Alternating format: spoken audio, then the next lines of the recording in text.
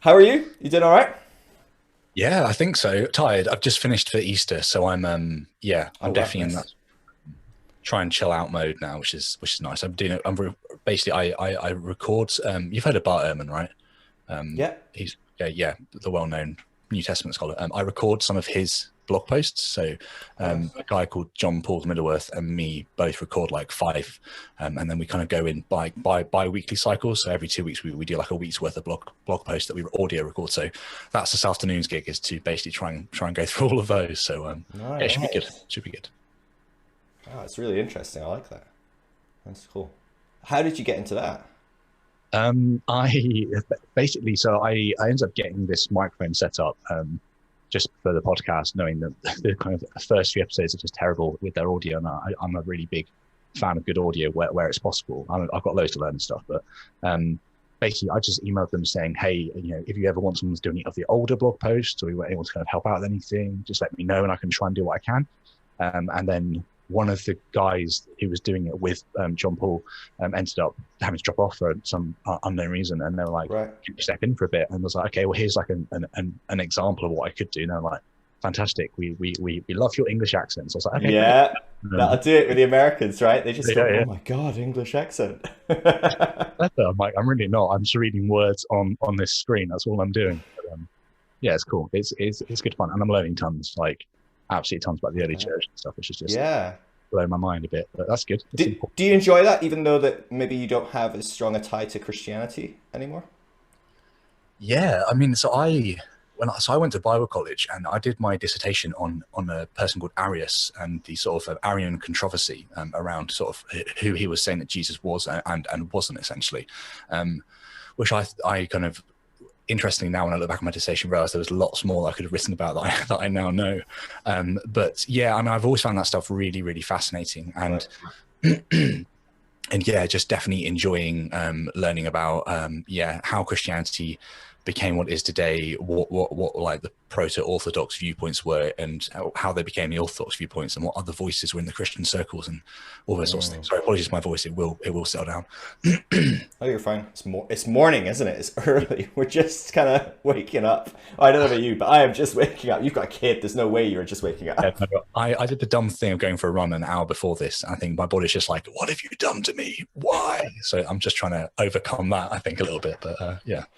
Uh, so hope I don't give you too much envy as I rolled out of bed like half an hour ago, jumped in the Nice. shower, and here I am. So living my best child-free life. Now, one day maybe you'll be blessed and cursed. That'll be quite the opposite. Yeah, I'm sure at some point it'll all go very downhill very quickly as far as my sleep schedule. Especially because I have to stay up till 2 or 3 in the morning most nights to be talking in America. So Yeah.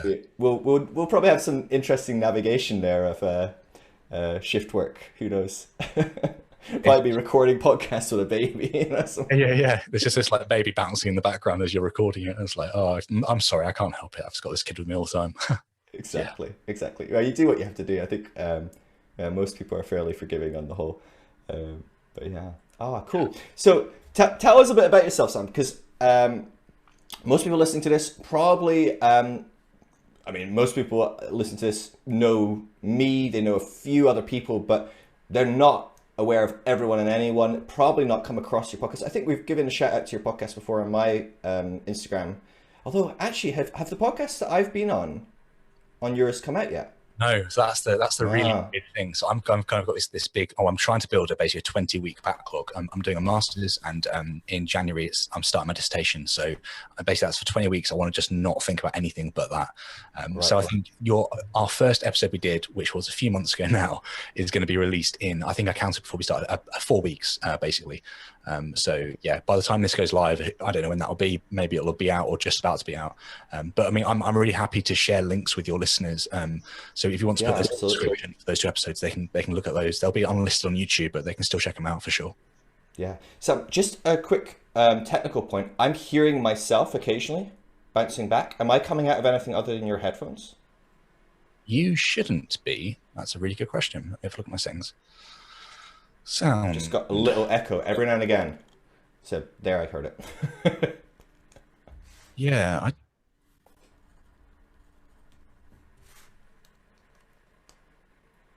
Not that I can tell. As from what I can see, there's just this, and then there's this. So I'd be really surprised if this is so loud it's coming back into this. But could it be Zoom? Is it worth kind of cancelling and restarting the Zoom call and seeing if that fixes it? Um, could be, but I don't think it is. I actually had this last time when I was on your podcast. I noticed a couple of times. It's not common. It's not a lot, but every now and again when I talk, I'm hearing myself back. So I'm not sure. It should be fine anyway. I'm sure people can grin and bear it if it does happen a few times here and there. I just thought it might be an obvious one somewhere. Yeah, no, that's weird. Tick something or that's fine. Don't worry about it. Let's roll. Where are we? Yeah. So let's talk about. Tell us about yourself. Who are you? So you went to Bible college. Did you grow up Christian? Yeah, it's a great question. So yes, I was born and raised into a Christian household. So my parents very much still Christians. I've got two brothers who, as far as I'm aware, are still Christians. People don't like talking about that sort of stuff anymore, so it's hard to know sometimes where somebody is on their journey. But yeah, so my parents used to kind of read the Bible to me and my brothers on an evening and talk about God and talk about what it means to believe in this person of Jesus, and very much kind of embedded that into us from a very young age. Kind of looking back on that now, I've got some questions about it, but very aware that from their perspective, it was just out of love and out of a desire for me to know the truth, like what they conceive to be the true message. So yeah, and then basically, long story short, I ended up kind of stepping away from Christianity for a little bit, still believing in God very much, believing he's real, but saying this isn't for me. And I want to go and do what I want to go do. So kind of, drugs, sleeping around, the kind of standard like teenagery things. And then a really close friend of mine died, and that kind of brought up loads of questions of purpose and meaning, and kind of, had they had the best life they could have had doing these things when they could have been following God in some sort of other way. And yeah, it's basically just asked loads of really big existential questions, which then focused me back in onto a look at, okay, so how do I begin to become a Christian again and actually engage with this God that I believe to be real? So I ended up going to Bible college, as I mentioned before. So that was 2010, 2013. It was a Bible college called Mattersey Hall, which is, I think they've actually moved it now over to Manchester, but it was originally in a place called Mattersey, which is a really, really small village quite near Doncaster sort of area. So like Retford, Doncaster, like fairly well-known little area. So yeah, basically I was there for 3 years doing a biblical studies and theology degree. So just looking at the Old Testament, New Testament, early church, and how those things are important today. And then essentially weave this narrative into my life, which was teaching God's people his word. So I wanted to help people to understand how the Bible was applicable today, and how we can understand it and know God through it, so that can be us living in the fullness of God's message, essentially. So yeah, basically ended up pursuing that for a long time. I left Bible college, got married, ended up not working for a year with depression, just again due to this idea that I should be in a church leading something, or not because I wanted to be a leader, but because I wanted to help people. Like I really believed that I was called to minister, and then kind of found that in kind of smaller settings, like be like started up this sort of like small group kind of thing that was attached to the church, and then involved leading a few small groups, and then kind of came back to doing youth work, and then a few other bits and bobs around the place. And yeah, it basically ended up coming to a position where I began asking questions about God and about humanity, and what humanity's story really is. So I'm just going to keep going. Apologies. Feel free to stop me. No, this is good. This is the podcast of big, long monologues back and forth. So my questions take half an hour to get out, and so the guests have a good half an hour to answer them. Cool. Okay, so basically, I in 2015. Yeah, 2015. I basically got a slip disc in my lower back, and was in a severe amount of pain, and I was asking the question, why am I in this pain? Like I had a little boy who wanted to go running, and I play around and stuff, and I couldn't pick him up, I couldn't play with him. My wife was pregnant with our second, and I was like, okay, well, I'm not being everything that I could be, and I want to know why that is. So I began to look at, at this point I still believe Jesus was real and all that sort of stuff, but I started to look at the origins of humanity. Like, how did we come about? Why do we experience pain the way we do? What is a slip disc? How does that function in evolutionary to our kind of makeup, essentially? So Read a book called Sapiens, which, you know, is a really good book, and there's some flaws with it for sure, and it's not perfect or anything like that. Like, it's not the new Bible, but it kind of opened up this idea that humans tell stories to make sense of the world. We are definitely story creating, we are meaning seeking creatures. And, you know, if we kind of have someone who dies in our family, or we have a new birth into the family, we will create and attribute meaning to those events. And not that they aren't meaningful, for sure they are, but actually it's us imbuing it with meaning rather than it having this sort of objective meaning that is saying like this is true. So that really rocked me for a little bit. And I began to, at that point, go, okay, well, I can understand how this God thing could become a bit of a question. And I kind of went to the elders of my church with that, kind of said, hey, look, I don't really know what I believe anymore. What do you think I should do? How do I overcome these doubts that are beginning to kind of boil away at the bottom of my of my consciousness? And they basically kind of said to me, you need to get more involved with church. You need to jump in harder. This is on reflection. This is sort of things they were saying with probably different words, but basically do more and you'll experience God. So I ended up, this was in Leeds, ended up moving over to Halifax, where I am now, where we're actually living, but ended up moving over just to help out with the church plant. So every Sunday, my wife and my two boys and I would all drive over to help out at this church plant, and then eventually felt like we should move over to this church because we were beginning to love the people who were there, and I wanted to kind of help them to, again, kind of understand God's word a bit more and really understand how that can affect their lives today. So moved over here in 2018. Yep, October 2018.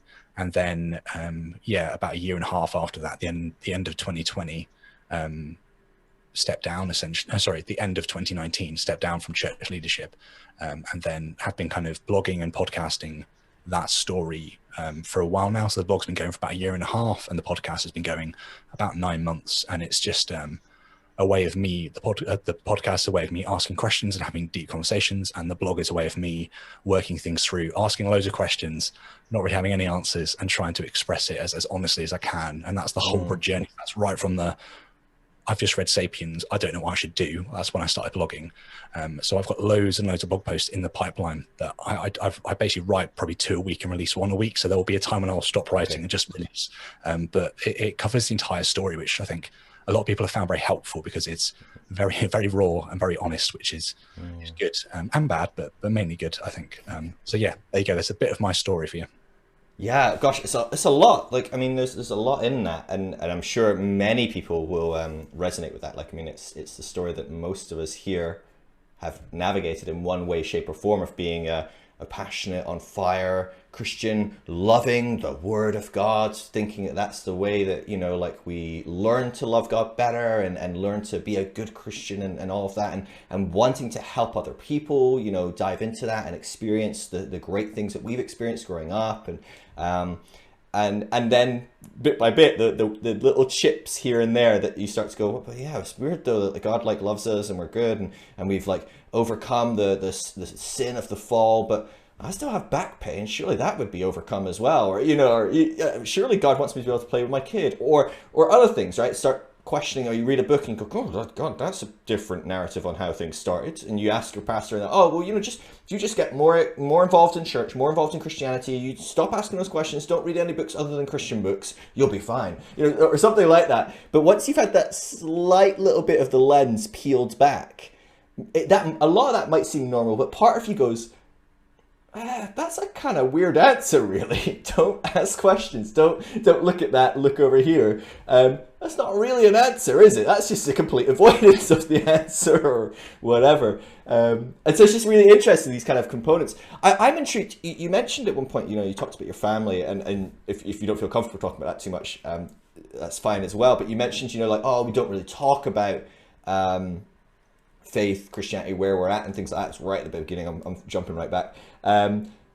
Do you mean that's a dynamic within your family? You generally haven't really ever talked about where you are, or is it more because as you've kind of come out as being in a different position, that's become a bit awkward? So they're like, well, we don't really want to hear it. Like, or what's going on there? How is your relationship with your family changed? Because I imagine as you're doing all these amazing things, I mean, your parents with the best intentions are like, we want to read the Bible to these kids, we want them to grow up as Christians.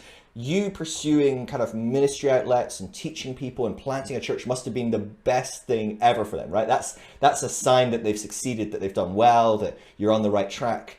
And I can imagine the path that you're on now in the last couple of years is maybe a very different signal to them, and might have brought up some other emotions and thoughts and feelings and maybe tensions and stuff. Can you talk a bit about that? Yeah, sure. So basically, I talk to my parents actually quite regularly about belief. It's always attributed to kind of what Christianity is. So I'm never being critical of Christianity. I'm often being critical of Christians, to be fair with you, and kind of how they have expressed themselves, especially since I've stepped away, actually. So this is definitely all linked together. The way I view it is essentially my parents very much believe that I'm on a journey, and they'll still say that they'll still say that they're proud of me for having the conversations I'm having and asking these things. But it's always framed in when you come back to a faith in God, you will have a different understanding of what Christianity is, and therefore you'll be able to reach different people with this message in a more effective way. For people like you, Sam, who've kind of gone through this sort of doubt, and always very much. I wonder what church will be like for you, Sam. I wonder how you'll lead in that sort of setting. I wonder how you'll begin to get people around you again and help people to understand faith. It's a really interesting one. And I think, I've got two brothers who are probably very aware that I've gone through stuff, though I haven't overtly told them, because they don't ever talk about faith anymore. So when I was very much on fire for God, or whatever language you want to use, it was also, how's church going? How's leadership? How are things going with the people that you're supporting at the moment? And I'd have honest conversations with it. And then when I did eventually tell my parents, which was probably a good year, basically about a year ago now, that I'd properly stepped down from church and didn't believe in Jesus, and et cetera, et cetera. At least Jesus in the way that they believe in Jesus. Sure. Basically they were kind of like, we already kind of knew, like, the sort of things you were talking about, the way you were talking, the sort of kind of the different outlets that you were kind of coming to us on have changed. Like, before it would be, hey, this is happening, we mind praying for it, cheers, Sam. And whereas now it's, hey, this is going on, just so you're aware, cheers, Sam. So kind of dropping that sort of Christian language, which for me just felt completely natural, but for those within it, they're very much aware of those ties and tensions. They're like, well, Sam for the last 6 months hasn't mentioned prayer, something must be going on here. So I mean, I don't talk to my parents that much about it. I talk to them probably once a month about it for kind of 20 minutes or so. It's not like a really in-depth thing we have, and it's much more about how are you doing, how's the podcast going, how's the blog going, are you doing okay yourself? Because I have this tendency to link purpose to tangible things. So or maybe not purpose, maybe meaning to tangible things. So like if I release an episode of the podcast, it doesn't do as well as it could have, or I don't feel like it was as good a conversation as it could have had, I will kind of very much attribute my worth to that thing. And I need to learn to not do that so much. That's always been the way that I've handled these things, interestingly. So I kind of talked to them about that element as well, of how I can keep doing these things, but stepping back a little bit and being aware that I'm not caught up in those things, which they're really good at helping me work through. But yeah, I mean, even close friends have fallen by the wayside. Like, they aren't reaching out, and I just find it really interesting. So like, I've got a personal Facebook page, and every now and then I'll post something really not overtly non-Christian, but like, hey, this is a conversation I had with Seth Andrews, or his conversation I had with whoever. Let me know what you think. It took a long time to edit, or it took a lot of work to get them on. I really appreciate your feedback.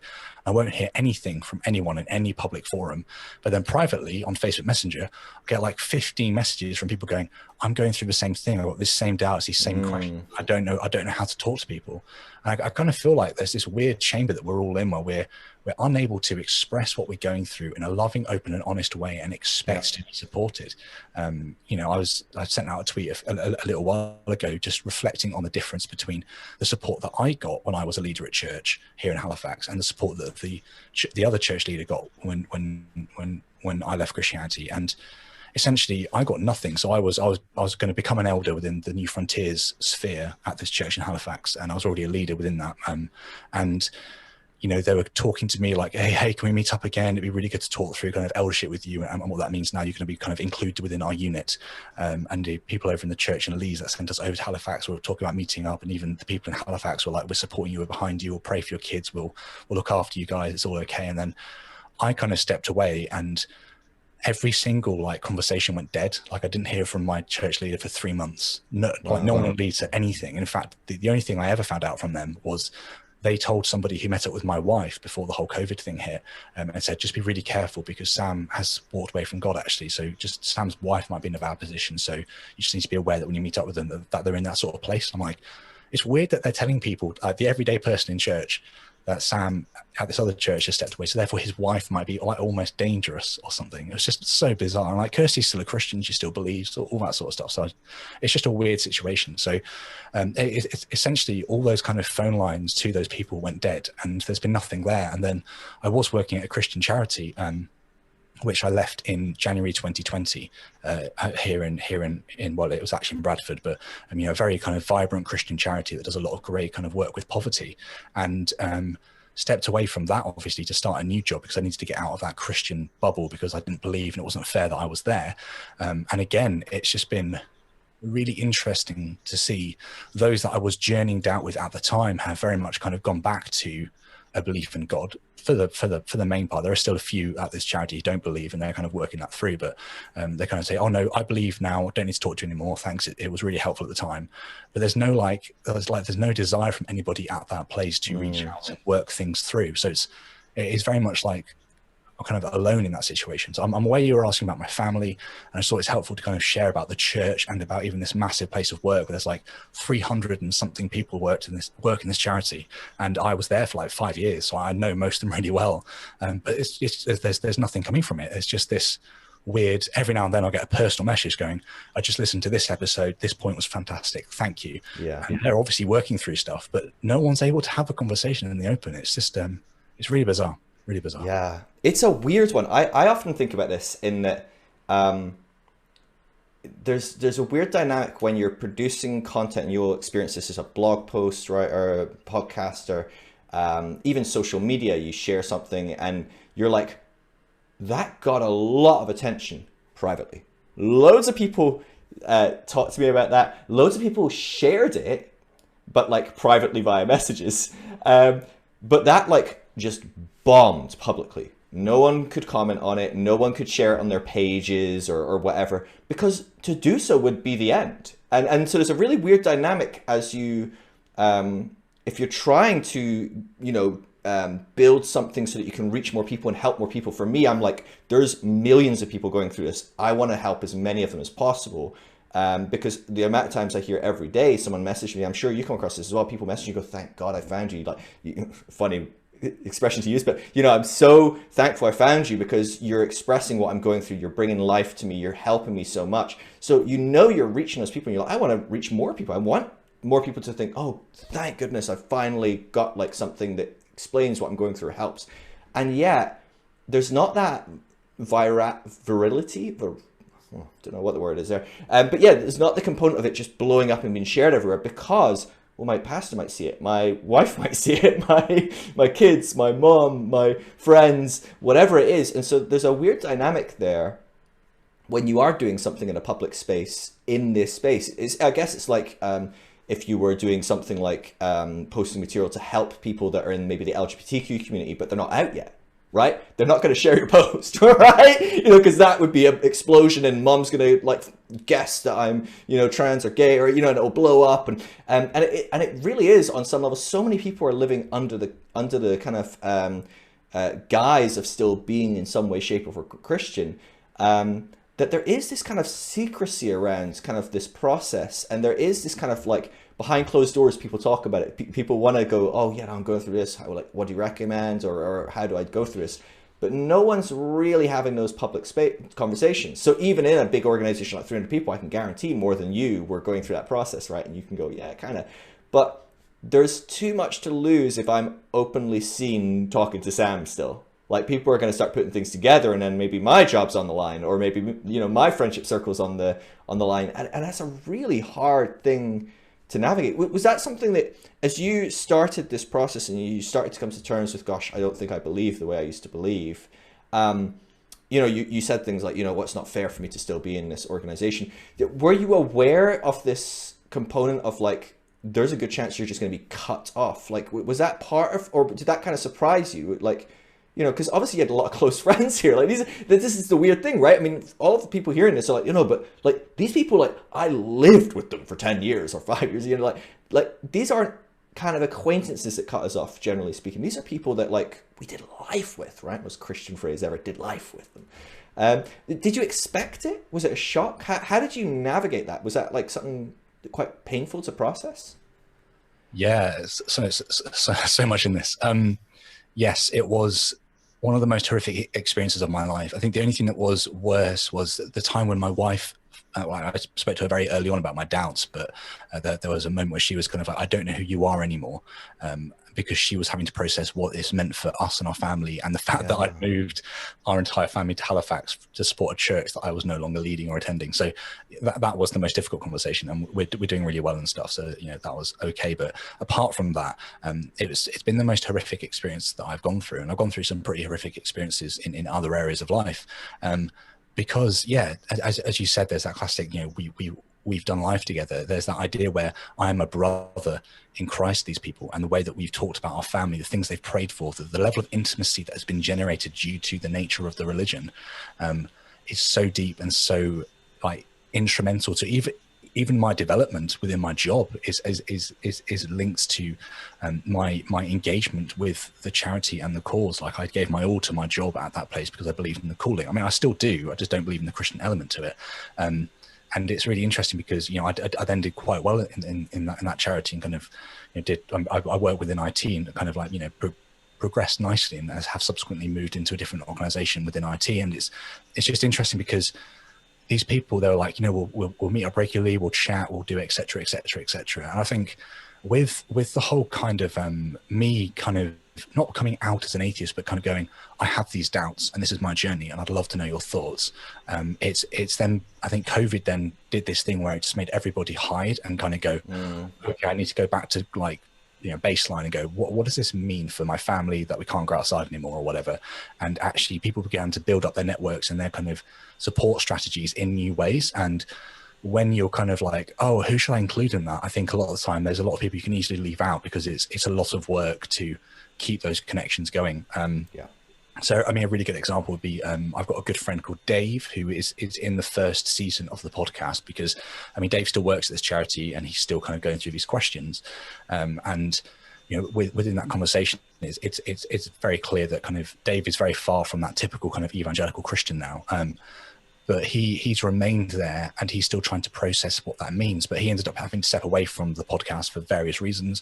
And actually, even that relationship has become more distant, just because when you aren't around a certain cause so much anymore, you begin to lose connection with the people who are still around that. So it's almost like you need to create some sort of I don't know, like pin that you can then kind of stake your mask to, and you can go, well, this is actually what your mask to, and this is actually what I'm about. Because you've got a tent without any pegs, it's not going to go anywhere. But if you can start pegging yourself in and going, this is the tent, this is the thing that I'm about, you can really begin to kind of get to know who else is there working in that area. And I think weirdly now, most of my friendships, most of my relationships and stuff have become online. Like I've spoken to so many people and consistently talking to people, and, you know, even the community behind the Barterman blog, you know, I've got a couple of people there that I would class as fairly good friends, and we're talking about all sorts of stuff that I would never thought I would be speaking to people about, like nothing to do with New Testament, like just random things like culture or whatever.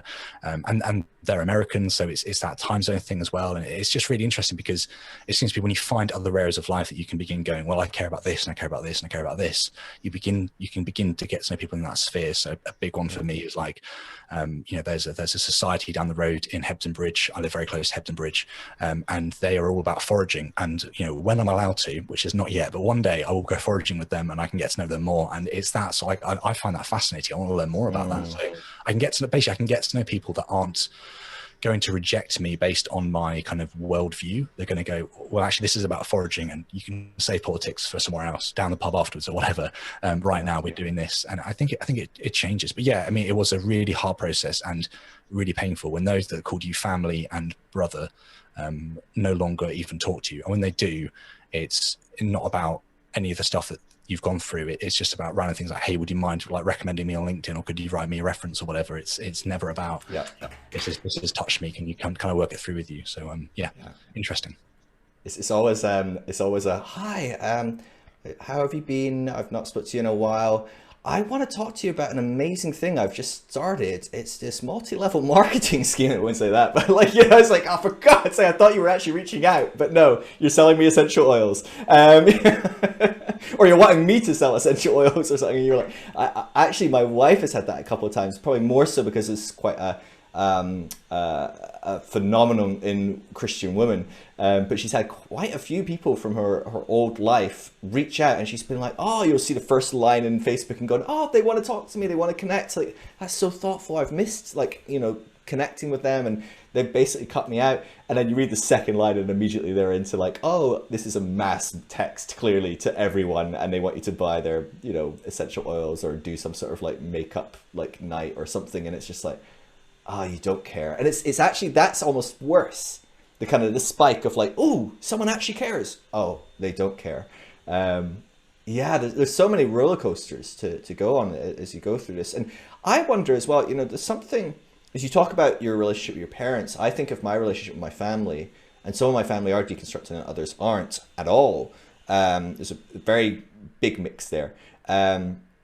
But it's intriguing to me, the US-UK difference, and maybe we could even say US-Europe. I think that, but the fact that the UK is now predominantly non-church going. There might be still mostly Christian, but largely that's because the census is stupid and it says, what religion are you, is the first question. Like, there's not like a, do you hold to a religion? If so, what? Or anything. So most people are going to write in Christian, right? Like, it's just like, yeah, we're Christian. Yeah, we go to church on Christmas sometimes. But predominantly, when you actually boil down the results, there's a huge population of agnostic, atheist, non-affiliated nuns. And I wonder if that makes Christians in this culture a little bit more comfortable not talking about faith with these people, but talking with these people and being around these people in a way that I don't see as much in America. I feel like in America, there's this very hard line where we don't really do life with anyone that isn't a Christian. Like, that's just,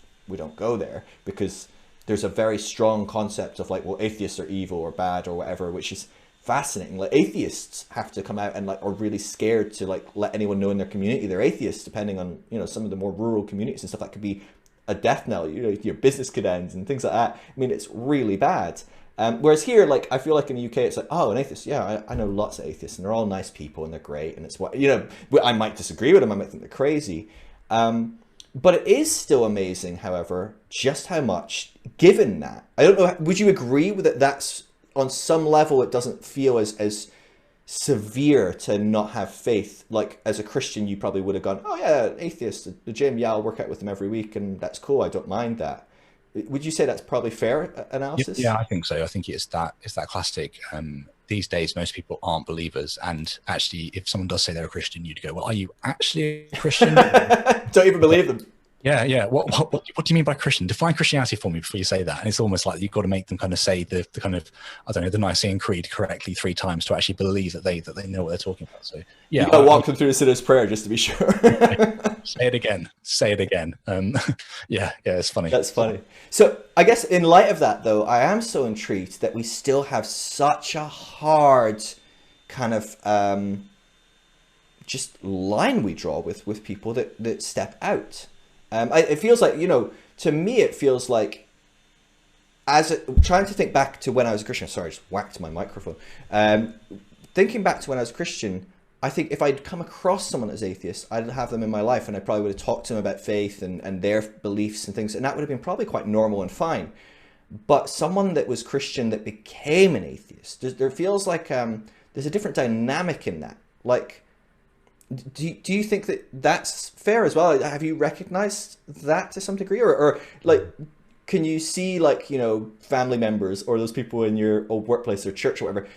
I mean, I'm assuming they have friends that are atheist and agnostic, because you can't be in the UK without that, really. You can't come across that very easily. And yet it feels like the treatment is very different when you're not just, oh, I'm just an atheist. No, you're one of us who became an atheist. There's a betrayal, there's a rejection. I'm not sure what it is, but there's something going on there that is different, it feels like. Yeah, I think so. I think for those few Christians that I do still speak to who are happy to have deep conversations about this stuff, eventually, the more conversations you have, you begin to see how they've rationalized your disbelief.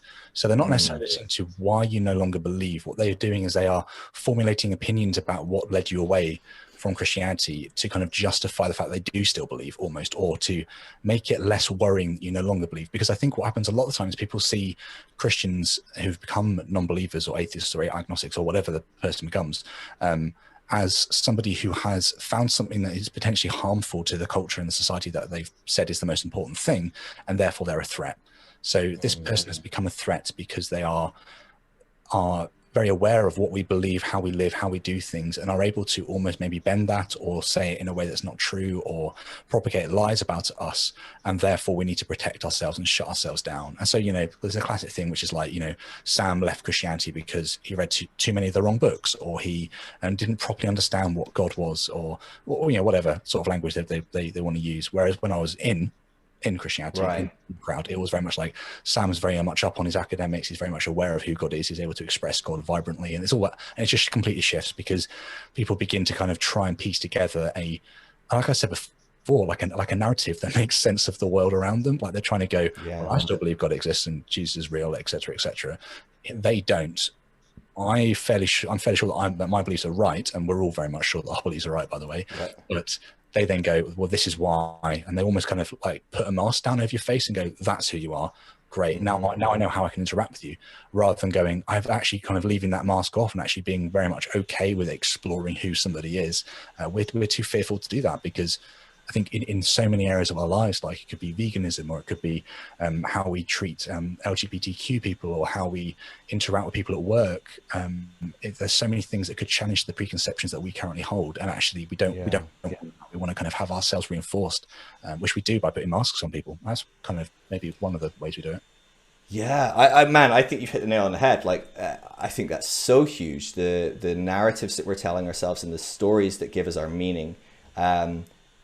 Christians look at others and go, oh yeah, no, that's what you think, but that's not the way it works. But they're doing that. That's what they're doing. They're creating a story that helps them feel safe and secure and gives them some sort of grounded in place in this existence, as we hurtle through space, spinning at a ridiculous rate on a rock. It's like, you don't think too much about that sort of shit, right? Don't think about the fact that like there's more non-human biological material in your body than there is human material, as we would kind of like break those two distinctions apart, right? We're basically made up of like microbes and bugs and all sorts of different things. Don't think about that. I don't want to think about the fact that it's actually a bunch of bacteria in my gut that's deciding what I'm going to eat for breakfast today. That sort of stuff is terrifying. So we create these kind of stories. I am a Phil. I do this. There is a God. I know there's a God because the Bible tells me. And the Bible I know is important because God wrote it. And it's like, I didn't see at any point in that narrative that there's a weird kind of loop there that I created that doesn't need to be addressed. And it is this thing of, I can discredit an atheist who's lived as an atheist their whole life very easily. Oh, they just don't know the truth. They just haven't been exposed to Jesus. Jesus hasn't met them. They didn't read the Bible. They didn't grow up in the right circumstances with Christian family. But at some point, God will reach them. Absolutely. But if I, last week was praising Sam and going, look how much he reads. He's so smart. He's so intelligent. He really is a great example of what a great teacher within Christianity can be, because he's so well studied and he knows how to put it so well. He'll put those worldly people in their place, all those academics that think they know everything. Well, Sam can answer because he's read a lot. Skip forward a week and suddenly it's like, oh no, he was a bit deceived because he read too many worldly books, and literally nothing's changed except now I need to discredit you for that world story I've built to be safe. And it's so interesting. Or even like you mentioned, like your parents, and they're like, oh, well, what? You'll come back, And so there's just this, for them to feel comfortable with the fact that maybe their son is going to burn in hell forever. There's a narrative there of like, no, he's just doing a doubt thing. We all do that. In fact, he did it earlier, when he went off and tried out drugs and sex and stuff. But he came back and he was going to be a pastor. And oh no, he's just, you know, he's just trying to figure himself out, but he'll get there. It'll be fine. And so we create these little like stories, but the worst thing in the world is something that messes with our story too much, right? And that's usually what kicks the deconstruction. But it doesn't for a lot of people. They fight and kick and scream and will do anything to hold on to their story. And I think that's what we see a lot with a lot of evangelicals and fundamental people as a whole, not even Christians or even religious people, just fundamental black and white people. They will do a lot of kicking and screaming to hold on to their story. It's just so fascinating to see it play out, but it's very painful to see it play out as well. Like, you know, like it's gaslighting, isn't it? I mean, it's like, you know, hi, this is what I'm experiencing and this is what I think. Well, no, it's not really though, is it? And you're like, oh, thank you for listening to my opinion. I so appreciate it, Mom, or, you know, best friends. Like, thank you. I so feel valued and appreciated and listened to. It's a really painful, hard process to go through. I wonder, how you mentioned, you know, your wife is still holding on to Christian values, and that was very hard for a season, but you mentioned things are great now. Like, what did you find? Because I come across this a lot, and there's not a lot out there for people that are going through this. I know Naked Pastor has a book, Till Doubt Do Us Part, which talks a bit about this. But generally speaking, a lot of people don't do this with their partner. It's an amazing blessing that, like, you know, blessing, there you go, another Christian word, but it's like amazing thing, just triggering everyone on this call. When, you know, you turn to your partner and go, I'm questioning everything, like, oh, I'm really scared, I'm terrified to even talk to you about this. And they're like, oh, me too, I was scared to mention it, but yeah, awesome, let's deconstruct everything and figure it out. Let's listen to Dirty Rotten Church Kids in the car on the way to work tomorrow, or, you know, like, you know, suddenly that's amazing, the best thing ever. But I would say for the vast majority of people, even if it does occur that the partner deconstructs, it's not at the same time, at the same pace, you know, all these things. And that can be terrifying, hard. I mean, we talk about how hard it is for family and friends to turn their back on this community, but for that tension to exist in the closest relationship you have, you've got kids, you know, there's this thing of like, I said till death do us part, and now we didn't even talk about beliefs in the vows. There's no if you believe in the vows, because that's not even on the table, right? It's not even on the table that you wouldn't be a Christian. There is only Christianity in this vows section, like, and now you've taken it off the table. I don't know what to do. What does that mean? How did you go about navigating that? Like, you know, that must have been a really hard season for you to figure out, gosh, like, I guess there's 110 different ways that this can play out. Like, how did you process that, and how did you kind of find a way to navigate this well? Is there kind of, what's your top 5 tips on, like, you know, having a Christian partner still, or? Gosh, it's complicated. That's the number 1 tip, which isn't a tip at all. Yeah, it's just, I think it comes down to, again, the sort of facades that we're willing to put on people. And actually, if you're willing to look at your spouse in the eyes and accept them for who they are, and that's what it comes down to. Are you able to take off any mask that you might have accidentally, and we all do it, accidentally placed upon them, and go, who are you and what do you believe? And it's okay if you don't believe the same things as me. And actually, in that place of honesty, we can still work out how we're going to raise these 2 boys that we have together, and how we love each other, and what love even is for us now, and why we live in Halifax, like all these sorts of big questions. Like it's, I mean, that for us has been the thing where we realize that the love and passion we feel for each other is deeper than the facades or belief structures that we hold. You know, I found that having kids has also been that sort of glue that's kind of helped us to go, no matter what these children end up becoming or doing in the future, I might not like them, but I still love them. And I think I will still love them no matter what they do, which might sound really strange to a lot of people, which is fair enough. But it just seems to be something that's hardwired in me, that I just love these boys no matter what they do. And I can talk to them about things I don't like, and they might become something that I don't like, but I'll still love them. And it's that I can also apply that to the person that I said that I would be with until I die or they die.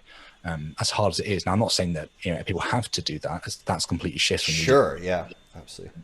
But for us, it's very much become a case where my wife, Kirsty, she needed to understand that I wasn't going to become this like person that no longer wanted her, but wanted to sleep with loads of people. And she had to kind of process that. And I had to understand the sorts of questions that her going, oh shit, Sam doesn't believe. What does that mean for us? Like, that was the big worry. And it was that case of, it isn't you, Kirsty. This isn't, I'm not not a Christian anymore because of you. I'm not a Christian for these long list of reasons. Go read the blog posts. Like this is why I'm not a Christian. I think for her, when she realized that it wasn't her, it was these other reasons that she didn't have the answers to, and it appears so far that nobody has the answers to, that she was like, okay, well, we can now look at us, and what does that mean? Well, you know, and that was really hard, that sort of tension of like, you know, there's a couple of months where it was, what do we do together now? How do we function? We were, you know, praying for the kids before they went to bed. How do we shift that into a bit more of a healthy routine that's going to, you know, potentially include God, but also include like mindfulness? So we kind of do like headspace meditations for children. They've got this great like Sesame Street monster meditation series that the kids love. So they do that now, and like Kirsty will pray for them if she wants to, and I'm okay with that. And it's being okay that those that you love don't have the same views as you, and they still have the right to express their views. I think that's really powerful, because I mean, this is something that I learned really, really early on, that when you become a agnostic or an atheist or a skeptic or whatever, you feel a desire to start propagating your truths, much like a religious person would want to propagate theirs. Like you feel like you need to become an evangelist for what you now believe to be true, which seems very natural, but actually we're just reinforcing the stereotypes of religion by doing that. We just become an anchor man or an anchor woman for something new, and people aren't turned on by that. That's not sexy or cool. And actually, if we begin to realize that I don't need Kirsty to subdue her religious expression, but she can be who she is, and I can love her still. I mean, it's really hard to get to that place for a lot of people, and some people never get to that place, and that's okay as well. I think it's that individual, an individual's ability to wrap these things around their life, and if things don't stick, they don't stick, and that's not because somebody's failed as well. That's something that's really important. Like if you don't stay with a partner, or you end up, you know, having to kind of live separately and see your kids only occasionally, or don't have kids because you're not sure if you can have kids now, whatever it is, like it isn't your fault. Like I say this all the time on my podcast, and I think it's important for your listeners to hear it as well. Like I don't think we have the ability to decide what is or is not convincing us. Like if I said to your listener or yourself, Phil, kind of close your eyes and say to me, I believe in the Islamic hell. Like you just won't be able to. Or I say to you, believe the moon's made of cheese. Like unless you've watched tons of Wallace and Gromit, you're just not going to be able to. And it's that, like you can't force belief on somebody. Forced belief isn't belief, it's lying. You're just lying to yourself. And it's that.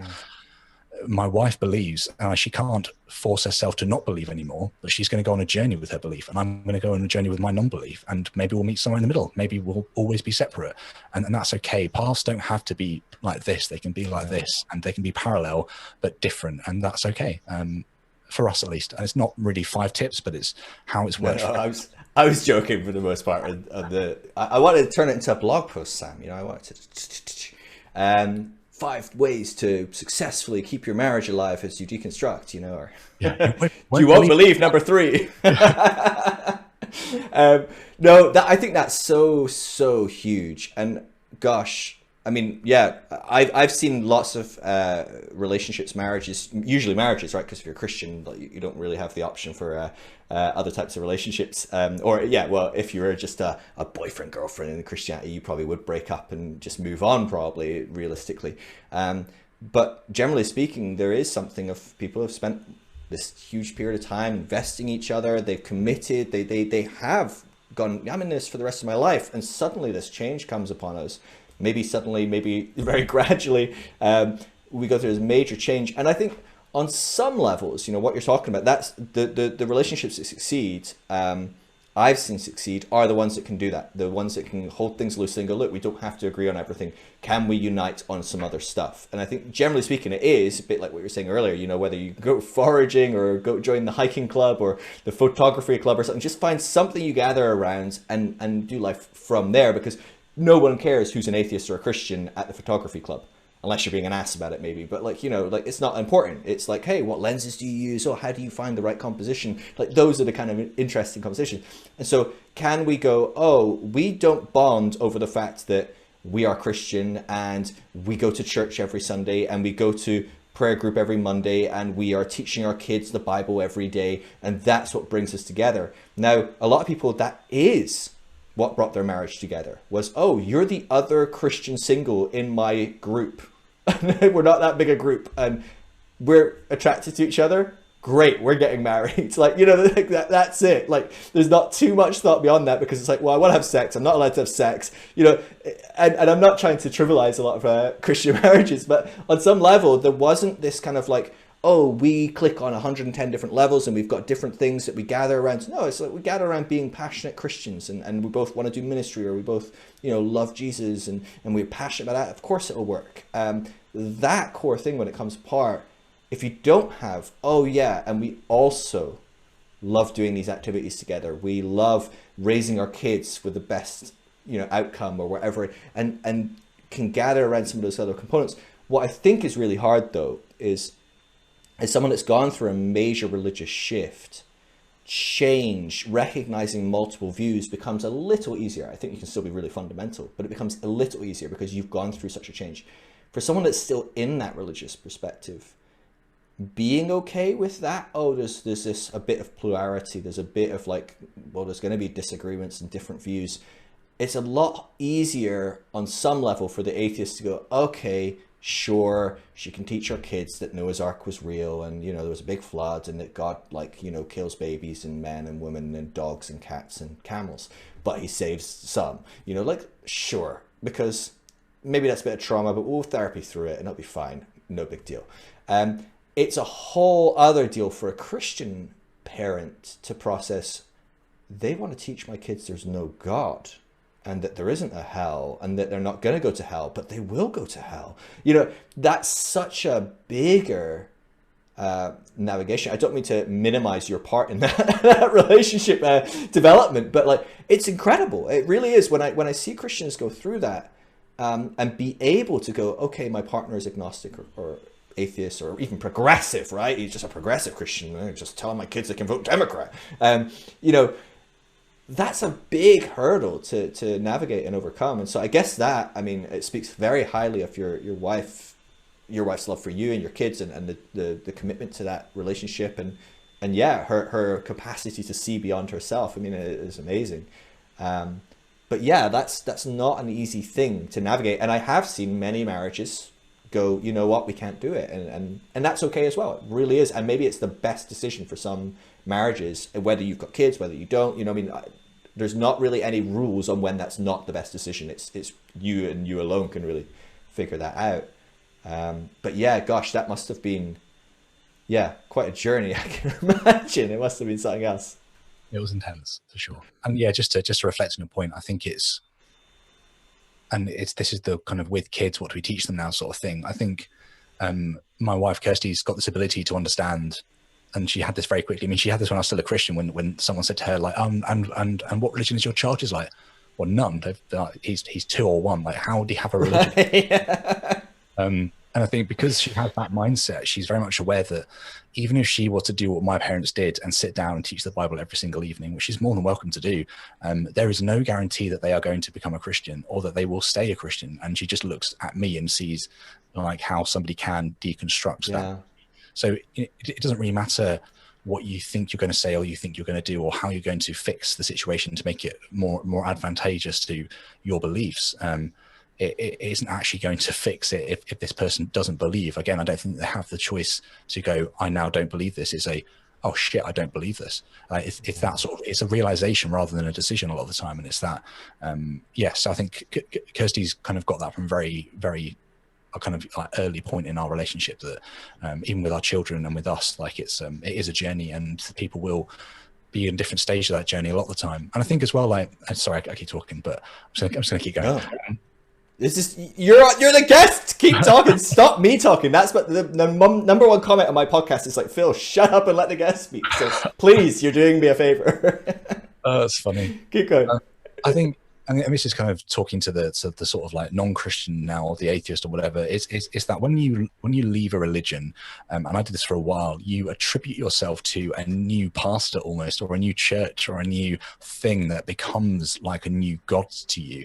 So I kind of fell into very much like the idea of scientism, where science will explain everything, but there isn't actually kind of like a way for science to even explain it itself completely. Like, right. It even falls outside of its own camp, which is a weird one. But I think it's when you realize that you just can't hold things with the same tension that you once thought. that you could. And I mean, I've experienced this with the idea of, I mentioned on my blog quite a lot of rationality, like what is rationality and how do we process it, and also kind of what is consciousness and can we explore it, because it seems to be very different to anything I've ever been speaking about before.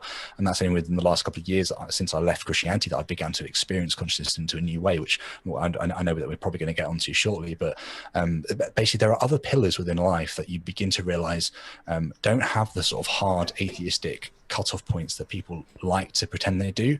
And I think when you begin to realize there are big questions in the world that still need to have answers and don't have answers yet, and it's not just a nice bubble when you go into atheism or you go into Christianity, there are still questions and pull points and tensions that you need to work through, and I think this is where I'm landing, it's the or option, realizing that you're never going to get to the bottom of, and actually this life is a destination, it is a journey, and it's about enjoying and experiencing and making the most of the journey whilst you have it, because you never know if tomorrow, if to this morning is the last morning I'll ever have. We just don't know. It might be this afternoon something happens and I don't have another morning again. So enjoy this morning right now. And it's that idea of, we keep trying to reach a destination or a point where we're happy or a place where we've got to the answer, and actually we just don't ever get there. Like I was looking forward, I mentioned at the very beginning, I don't know if we were recording them, but I've just started my Easter break. I've got 2 weeks off now, and I've been really looking forward to this, dreaming about it, but now I'm in it, it feels different to my anticipation of it. And it's the same thing within sort of our religious or non-religious camps. We anticipate what something's going to be like, and when we get to it, it isn't as fulfilling or as enjoyable as we thought it would be. And the goalposts have moved. I now need to have more followers on Twitter. I now need to be more active. I now need to do something to help myself fit within this community that I thought would provide answers that is in a way, but also isn't in other ways. And the goalposts shift, and then we try and work towards those new goalposts. And if we get there, they've shifted again. And I think it very much is about kind of recognizing that. And this kind of links back to Kirsty, that wherever we place ourselves, it's the journey, it's not the destination. And the goalposts are always somewhere in the distance, and recognizing that, being able to pull yourself back and go, I'm not chasing that, I'm enjoying this. That is a really hard switch of kind of capacity. Yeah, gosh, that's huge. There's so many different things we could touch on that. But yeah, I mean, it's being present, isn't it? And I think there's very little of that in our culture. It is very much a culture that ruminates over the past and regrets and woes and whatever else, or it's constantly looking to the future to finally answer that question, finally fulfill what we want. Finally I'll make enough money. Finally I'll get married. Finally I'll be divorced. Finally, whatever it is. Finally I'll have kids. God, finally my kids will grow up and leave. Whatever it is, we're putting off like the arrival. I think this is one of the components of Christianity that is such a problem. And it's not a Christian thing, actually. I think it's just that stage of development, which is very conventional, which is we have arrived. This is it. This is the thing. It vilifies any progress, change, looking to some sort of new outlook, apart from maybe looking forward to an end time where all the bad people get swallowed up and we get rewarded and patted on the back and get some gold houses and stuff. There's not really much of a looking to the future. It's very much rooted in, we want everything to stay the same. We have arrived, we've got the right beliefs. As long as nothing changes, we'll be fine. And I do think that's an interesting development as people step out of that, learning to let go of that mentality. When you first start to deconstruct, you go, okay, well, what is the answer then? Because I need to arrive again. If that wasn't arrival, well, what is arrival? And we go, oh, it's atheism. Oh, it's agnosticism. Agnosticism is probably a bit less because it's too ambiguous, right? And that's where I see people swing from fundamentalism to fundamentalism early on a lot of the time in their deconstruction, because they're desperately looking for that answer, that yes, this is it, I've arrived. And yet long-term, when we track long-term deconstruction, the longer people have been deconstructing, the more likely they are to go, I don't know. There's a much greater humility, even in something that can be quite fundamental, like atheism can often be just as fundamental as Christianity at times. It can be just as black and white and evangelistic. But generally speaking, people that have been deconstructed for a while, people have been in that position for a while, they start to loosen up. They go, yeah, no, I don't believe that there is a theistic being out there like pulling all the strings and whatever. But I'm going to hold all that quite loosely because I don't know that there isn't. Like, you know, so it's just saying, I'm like, well, I don't know. And it is an interesting path. Let's talk about consciousness, though, because I'm aware, you know, we've got a little bit of time, actually. We're not too bad. But I really want to dive into this. We talked about this on your podcast, and people will probably get a much more in-depth look at this. Although maybe now we're doing it a second time, maybe we'll articulate it even better or something. I don't know. I know I need as many takes as I can get articulating anything. But, you know, that's something that's really important to you, and something that you've explored. And you mentioned that kind of as often as you move into scientific kind of outlook, looking to science, looking to rationality, to reductionism, if we can just take it apart to the smallest part, we understand everything and we'll know this is why we're like this is why we do this is why the world is here like this, and so on and so forth. And consciousness seems to be the big gap. There's a lot that science can't answer, but most of it we go, we'll figure it out, right? I don't know why that... you know, some of the quantum mechanics stuff, but I feel like a lot of the quantum mechanics, if we just keep prodding for another 100 years, we'll have a pretty good answer, you know? But consciousness is one of those, I mean, it is the hard problem. It really is. The nature of it is that science, by definition, cannot give an answer of consciousness, because it is the observer. What is the observing? And as soon as you label it, you are not labeling consciousness. Your consciousness labeling. So, you know, it's like you keep, every time you try and point at it, you've taken a step back and you're pointing at something else, a description of it, an analogy, a metaphor. It's a very hard thing to talk about, even, you know, as we go into this conversation. We're going to be talking in circles around something, but never really putting our finger on it, because you can't put your finger on it. It's almost, it's an elusive thing, consciousness. But talk to me about your introduction to the kind of the concept of consciousness. Why did you start getting interested in that? Because I know a lot of people that are in that reductionistic scientific place, that even as they look at consciousness, they still are quite reductionistic and go, oh yeah, no, it's just wires in the brain and it's fine. It's not a big problem. Don't look too closely. Don't ask too many questions, right? Kind of, we'll figure it out. But right now we don't have the answer, so don't go into any weird ideas, you know. But I know you've got into some weird ideas. You know, you're exploring beyond maybe just a reductionistic kind of approach to what is consciousness. Like, how did that journey begin for you? Wow, that's a great question.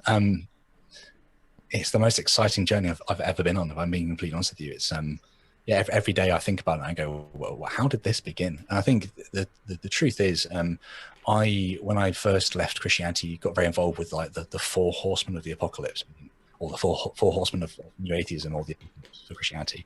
Daniel Dennett, Richard Dawkins, Christopher Hitchens, and Sam Harris. And been working through a lot of their books, kind of like just in order, and just kind of reading stuff and understanding the sorts of things they're saying, all of which are really interesting, but I think aren't very deep diving in a lot of ways.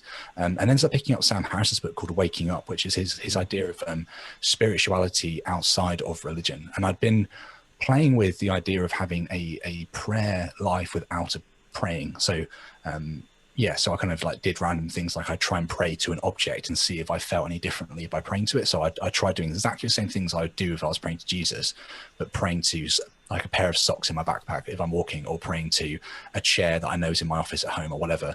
Like praying to a random like arbitrary thing that's somewhere, and seeing are my interactions changing in this situation, and finding I'm finding a lot of the time that they're kind of the same sorts of feelings, oddly enough.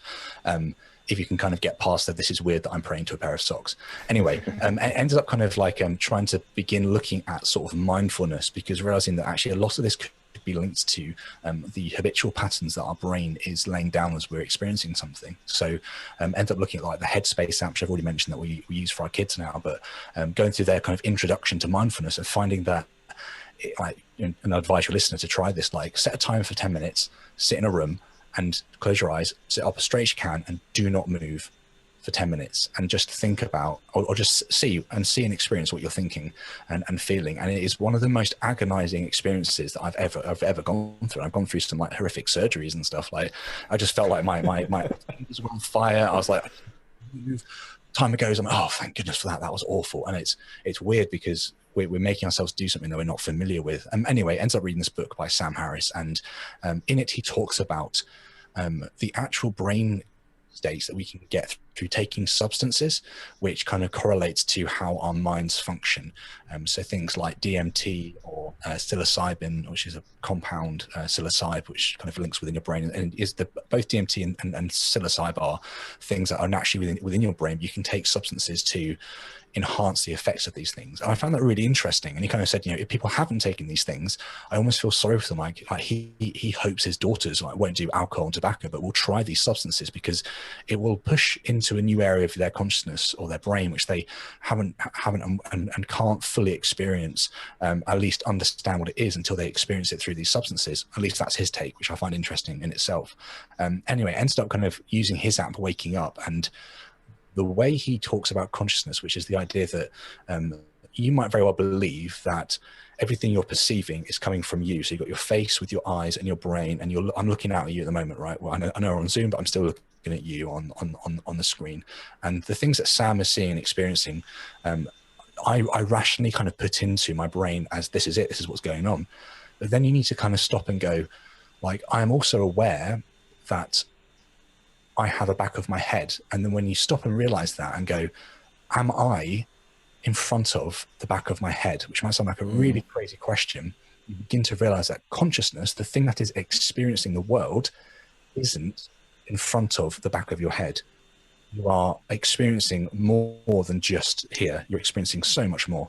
And your eyes trick you a lot of the time into believing that it's all very much a tangible, objective reality you're experiencing. You begin to notice that consciousness itself, although it very, very much, and I would argue, is linked to kind of your brain chemistry and your makeup, but doesn't seem to just be related to that. It seems to be more and bigger than that. So basically that blew open an entire door into spirituality in a like a non like classic spirituality sense. I know that's another trauma trigger word, so apologies, but yeah, kind of like exploring what spirituality looks like from a non kind of religious framework. Like, can we begin to look at this sort of atheist Buddhism, where there are many different forms of Buddhism, but there's like an atheistic form of Buddhism which looks at meditation and mindfulness and experiencing consciousness in a way which says to you, most of the time you are wrapped up in your thoughts and feelings, and very often a lot of people go through life without even realizing that there is a place behind their thoughts and feelings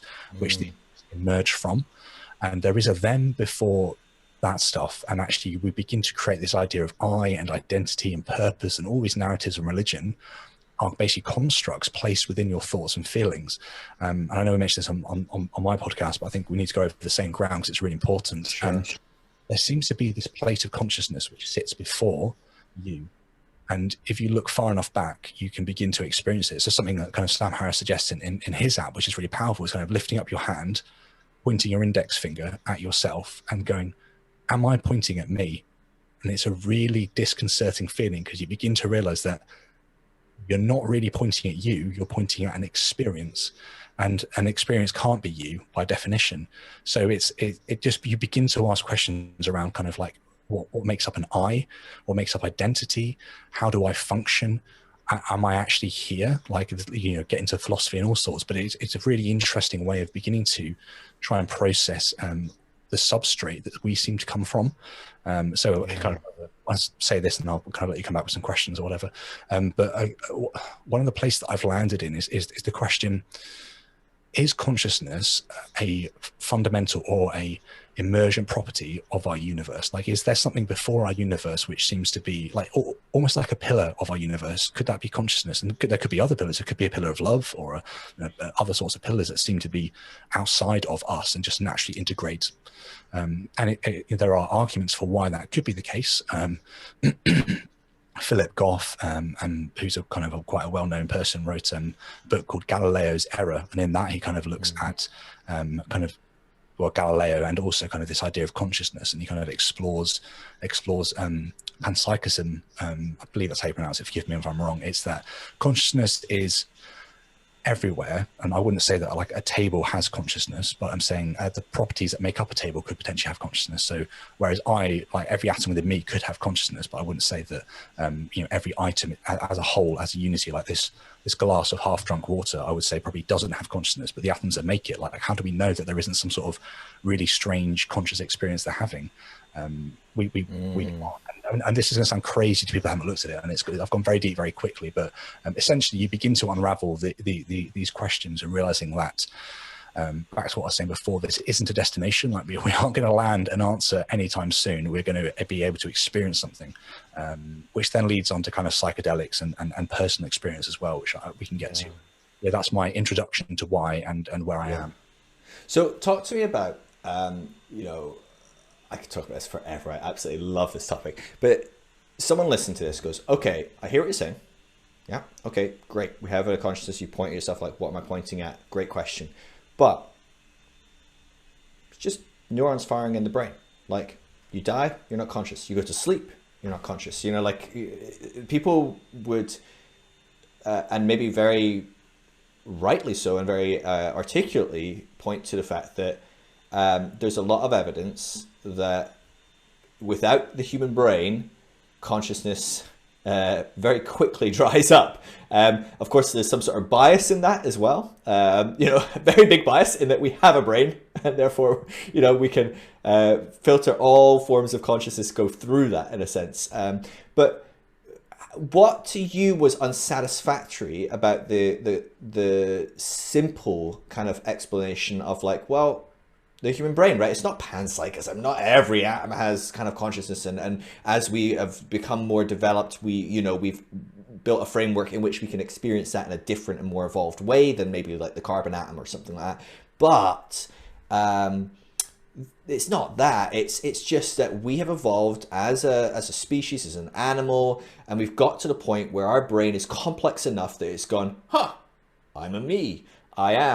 I'm witnessing, you know, there's parts of the brain that are, you know, experiencing multiple things at once, and one can witness what another part of the brain is doing at once. You have components of like split brain, you know, and so we can see this in different components. You can see people that, you know, have a stroke or something, and they try and say something, they think one thing and they say a different thing, and it's almost like they're going, that's not what I thought, but I said it. So we can see that the human brain is capable of like a kind of multiple personality component, or even like look at something like schizophrenia, or multiple personalities and things like that. You can see that the brain is capable of like these different components. What of these kind of arguments that people would use to kind of come to a more reductionistic kind of like rational, like this is just a brain experiencing, what wasn't satisfying about that? Like, because for a lot of people that is satisfying, right? A lot of people go, I'm good, that's great, good answer, I'm completely fine, the problem of consciousness is done, we're good here.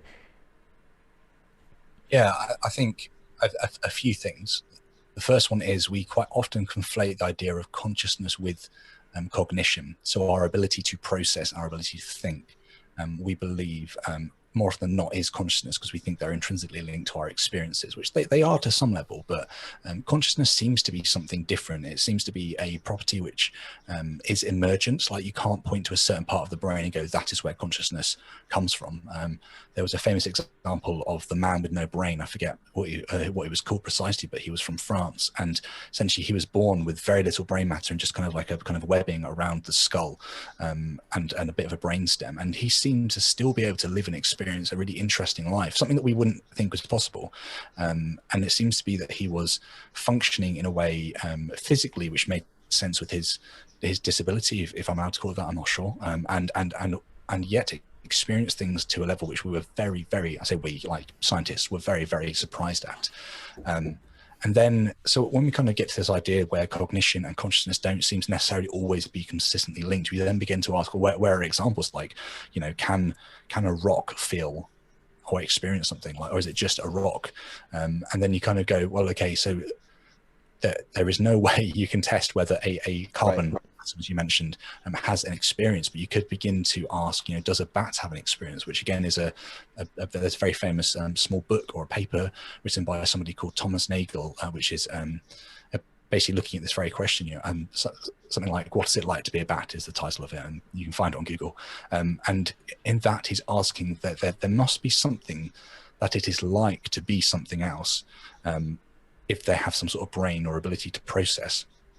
Now, is that linked to that brain, or is it linked to something that is an emergent property due to the makeup and structure of that creature.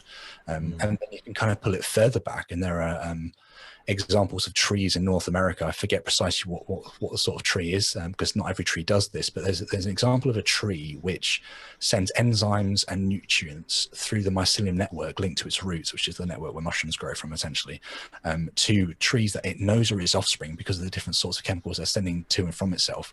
And they'll send warning signals if they're being attacked by a parasite, or there are trees growing nearby that aren't its offspring.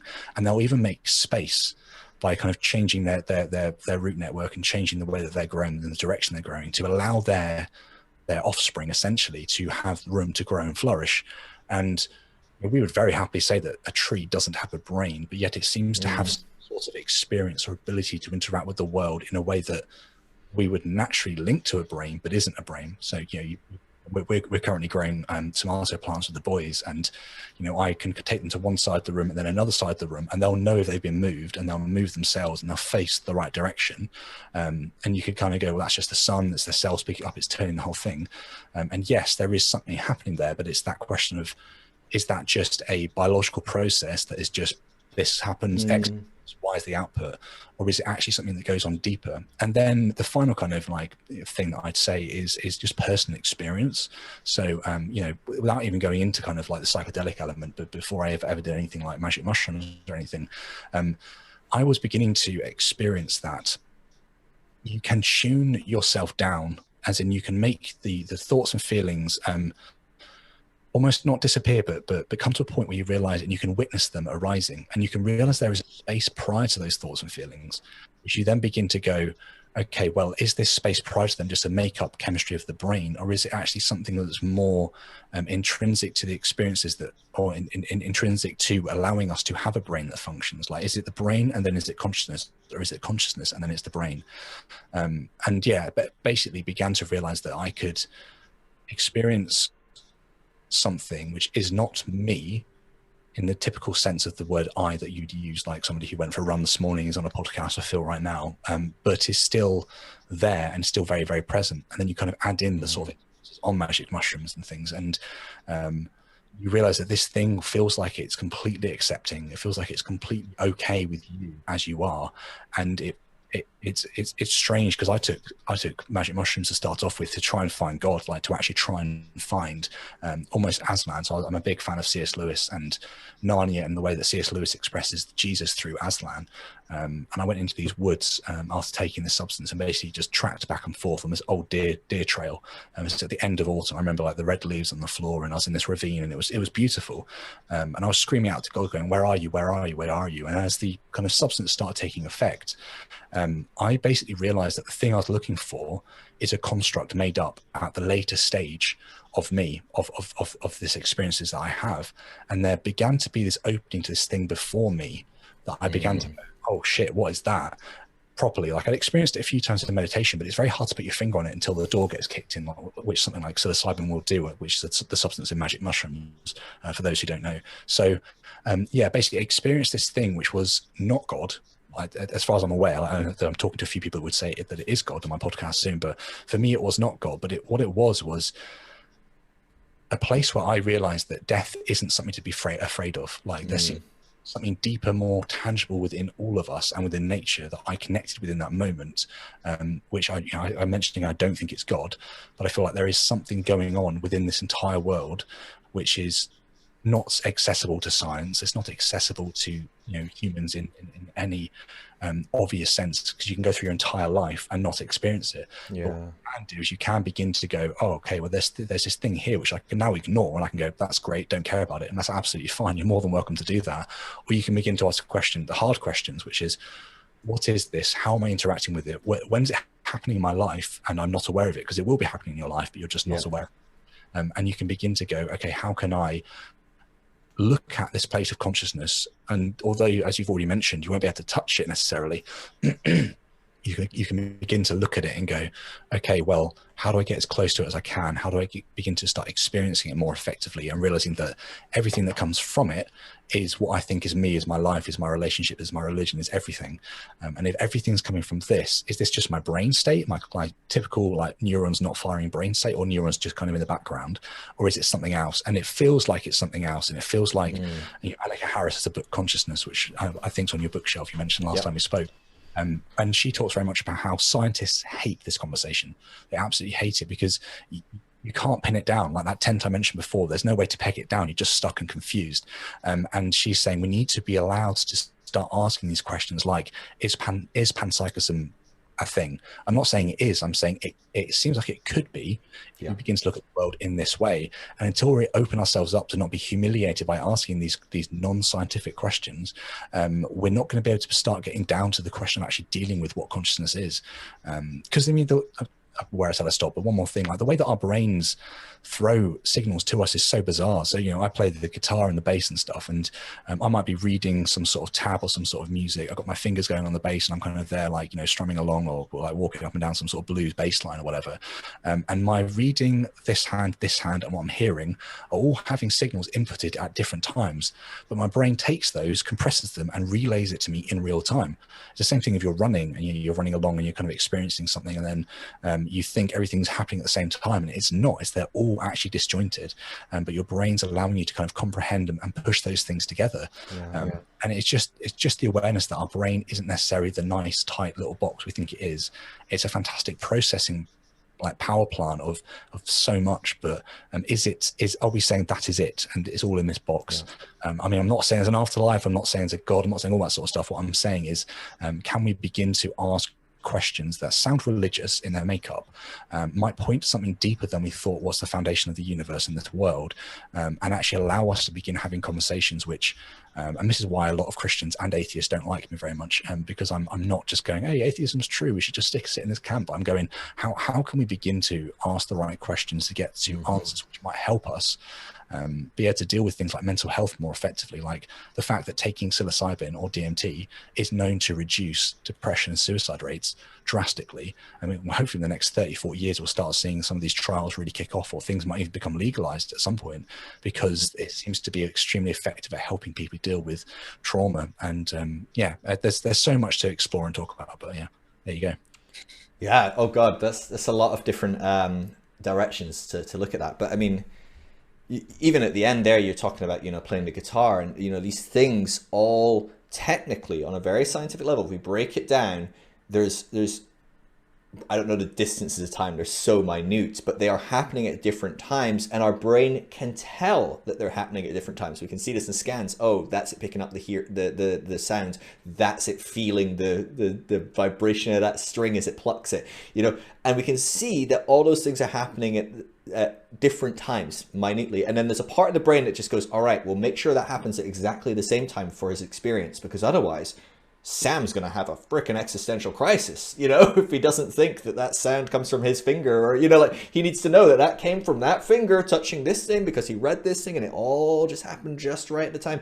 Then Sam will feel safe, grounded, part of this universe. He's not going to suddenly realize, oh my God, there's like a whole bunch of different parts of me and they're all kind of working together, but they're all separate, and that's terrifying. What do you mean there's this like 18 different parts of my brain, and, you know, like, they all have their own agenda, or I don't know, you know, like, just an existential crisis could occur at some point. And it just shows that, I think, for a lot of us, I mean, I know for me growing up, I never even questioned something like this. I didn't even know about consciousness, really. You know, maybe heard of like good conscience and bad conscience or something. I get like maybe confused with that or something. You know, I was not aware of this conversation, and only for myself as well, in the process of starting to meditate, was I was like, oh, this is kind of what they're talking about. Okay, interesting. But to be honest with you, I still had no idea what the hell I was talking about. And like you said, there's a danger of this sudden elitism once you've taken some psilocybin, where you're like, if you haven't done this, right? But like if you haven't done this, you have no idea. And I think that's a very elitist and incorrect position a lot of the time. I think sometimes some people do need to have a very severe experience, a kick down of the door, and go, whoa, that's what's going on.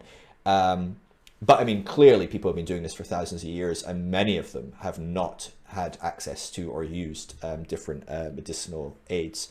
But there is something about it for me that when I took psilocybin, I had the experience of going, oh, yeah, okay, I get it. Like, I get what I was trying there when I meditated. I get what I was trying when I tried some breathing exercises or some Kundalini yoga or whatever. I can see, and I even tasted some of this, but my gosh, that is not it. You know, like, there's so much more. But what's interesting is then on the other side, I go back into some breathing exercise. I go back into the content, and that is suddenly so much more accessible to me. It's fascinating what that did, of like, if it broke down my ego, if it opened up, and even just being aware, knowing what you're looking for. You know, it's like, I don't know, you don't know how many red Hondas there are on the road until you want to buy one, and then suddenly you're like, bloody hell, everyone's got a red Honda, I don't want a red Honda anymore, or whatever. You know, you just see them everywhere. And so there's this awareness of like, oh, that's what it's like to be awareness, to observe. And suddenly you become aware of it much more during your day, and you're like, oh, hi, okay, and then it's gone. You've lost it again. But it is an interesting component, this tendency to conflate cognition with consciousness. The you know, a lot of people, they look at consciousness as like not thinking, or maybe even thinking about the right thing. But it's not either, really. Consciousness is just that which sees your thinking. It doesn't even have a thought necessarily about the thinking. That's then just something else to be observed. And so, like, you know, it's just literally the one that watches, that whatever, you know, even just saying that, it's like, well, what does that mean? What's the one? You know, we could start tearing it apart over and over again and again. But it is intriguing that there is a component that is aware, that watches, that if you put someone on psilocybin, a strong enough dosage, certainly, as well. There's different components of how psilocybin affects different people, and in the right context and settings, and all kinds of different things. Which is why I'd always suggest, if anyone is thinking of something like that, they're very intentional about how they go about these kind of things as well. Generally speaking, someone that takes a whole bunch of LSD or magic mushrooms at a party is probably not going to have a particularly similar experience to someone that's off in the woods trying to find God, or, you know, sitting in a room meditating and taking psychedelics. Those are going to be very different experiences. But there does seem to be something about those experiences when you take psilocybin, maybe a near-death experience. It seems to be quite common that people have these kind of things. Maybe even, you know, there's so many stories, and the things that I find so intriguing are the stories of people that die, and they were dead, and they were dead long enough that there was no brain activity. You know, the doctors are like, there's definitely no brain activity, like, starting to question, should we be bringing this person back? It's getting to that cusp point, you know. And they come back, and then they describe, I mean, there's amazing stories, there's a whole bunch out there of people that can describe exactly what was happening, who was in the room, someone came in the room and they said this, and their brain was done.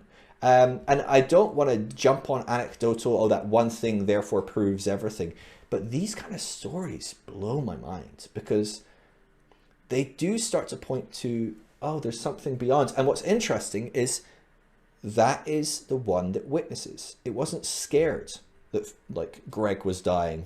It wasn't worried that there would be no Greg. It just watched. Greg is dying. That person is in the room. They just said this. And it's just watching. It's just interested. It's just observing. And I know for me and my psychedelic trips, it's the same thing. It's an observation of Phil and Phil's experience and what Phil is experiencing and doing and seeing and touching and feeling. But it's almost an aloof, bemused kind of observer. And that's a very surreal kind of thing. I'm trying to get in the head of my old Christian self that had no interest in consciousness and no awareness of it. And I'd be like, well, that just sounds terrible, or it sounds demonic, or whatever. But once it's experienced, it's something that you can tap into. You know, it is something that to be able to be going through a terrible situation, to be able to be having a bad day, and be able to then go, okay, hold on, let me take a step back, and then go, oh yeah, there's Phil. He's having a bad day. That's interesting. I guess Phil has bad days sometimes. Generally speaking, doesn't mean he's having a bad life. He'll be fine. Interesting. You know, not even thinking a lot of those processes, but just observing, and it allows myself to come back and go, oh yeah, I'm not even having a bad day. I'm having a bad moment. I'm probably planning on turning it into a bad day because I'm going to plan to think about that moment all day and ruin everyone's day while I'm at it.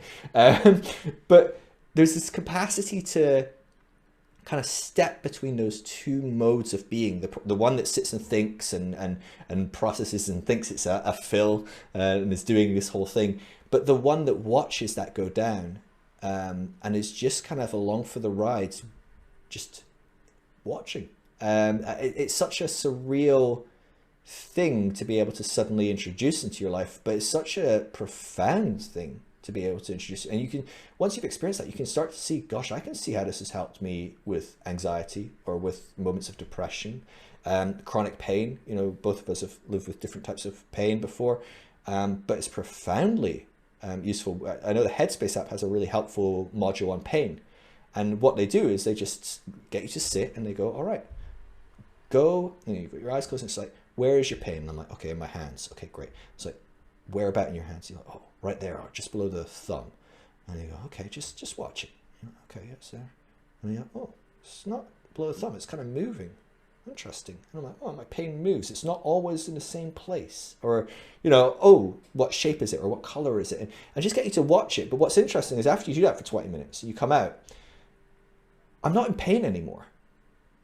Like, I am in pain, but I'm not in pain. The one that watches is not in pain. It never was in pain for those entire 20 minutes. It just watched Phil be in pain and actually was quite, oh, interesting. Pain is interesting. Look at it. Look at the size of it. Look at the shape of it. Look at where it is.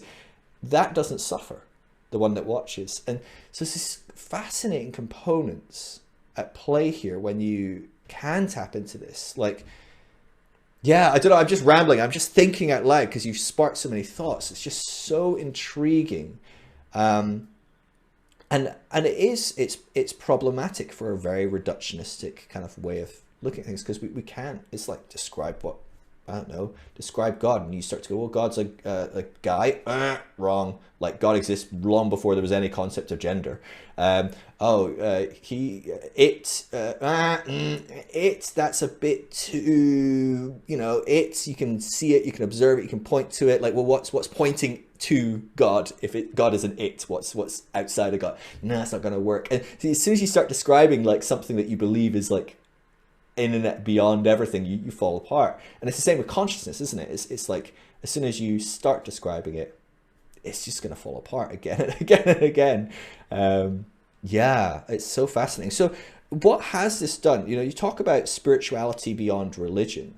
Talk to me about that. Describe, what do you mean by spirituality then? Like, what does spirituality mean to you? Because for most people, the word spirituality is religion. You know, it's very hard for them to kind of separate those. And yeah, so what does that look like for you? And how does consciousness and awareness of consciousness kind of play into that for you?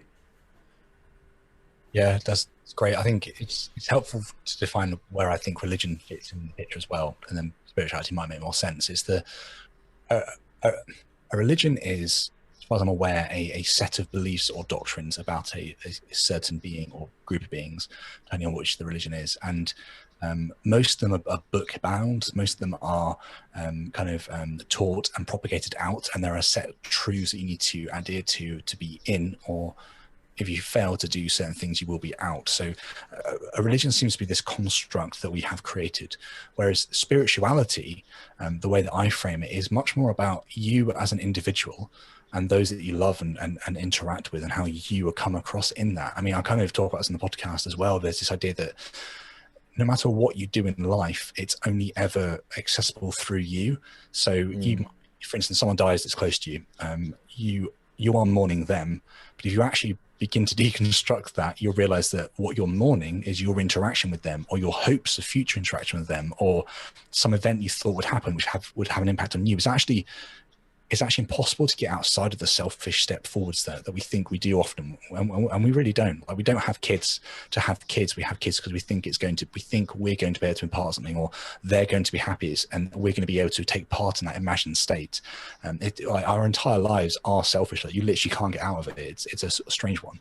So I kind of view spirituality as an exploration of that selfish state in which we find ourselves. And I try to also not have selfish be a negative term, because if you can't get outside of it, you didn't have a choice, and it's not it's not negative, right?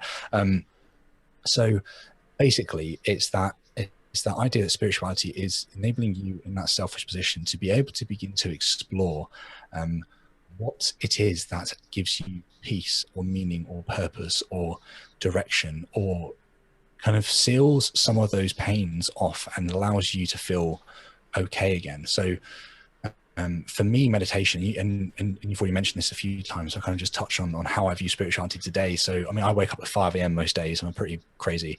And I will, because it's the only time before the kids wake up I get to myself. But basically, what I'll do is I will do like a 20-minute yoga, and then I'll do like a 20-minute meditation. And in that time, I'm not trying to connect to something like a god or anything. What I'm trying to do is I'm trying to quieten my mind and quieten my panics and fears of the day, and quieten all the things that I am going to be experiencing, and go, okay, so right now I am consistently experiencing X, Y, or Z. And it's realizing that meditation isn't necessarily about becoming something. It's about realizing that you are something that is consistently distracted. So most of the time, meditation, I'm being reminded by someone prompting me, who's maybe, this might be a guided meditation session or something, and they're going, what were you just thinking about? I'm like, oh shit, for the last 20 minutes I've just been thinking, I'm failing again. And then you need to realize that isn't failure. That is what meditation is. Meditation is becoming distracted and lost in thought.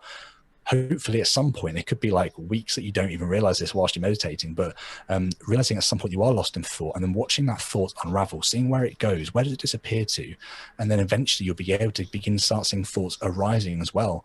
And it's almost like you're being it's almost like there's this shore that you can glimpse, and you can watch the waves come up and go down and come up and go down. And sometimes you're out at sea and you're lost in the waves, and sometimes you're paddling on the shore, and sometimes you're able to actually sit on the shore, which is what I think psilocybin allows you to do, and witness those waves coming up and down and up and down, up and down.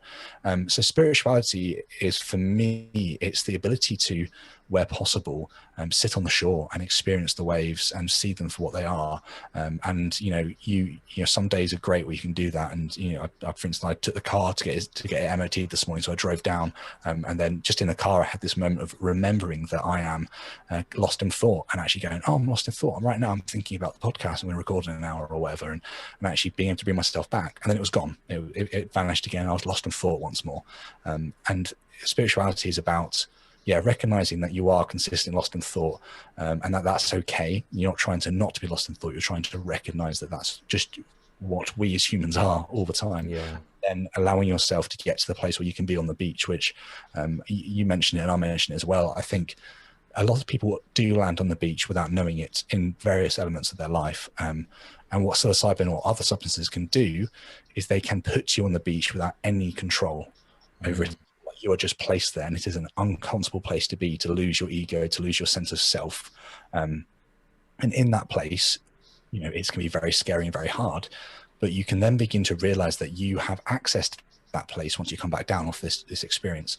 You know what it's like to sit on the beach then properly, and you can begin to sit on the beach more freely and regularly, because you know what you're looking for. You can see that imprint in the sand, and you know where it is, and you can go, okay, that's somewhere that I can get to.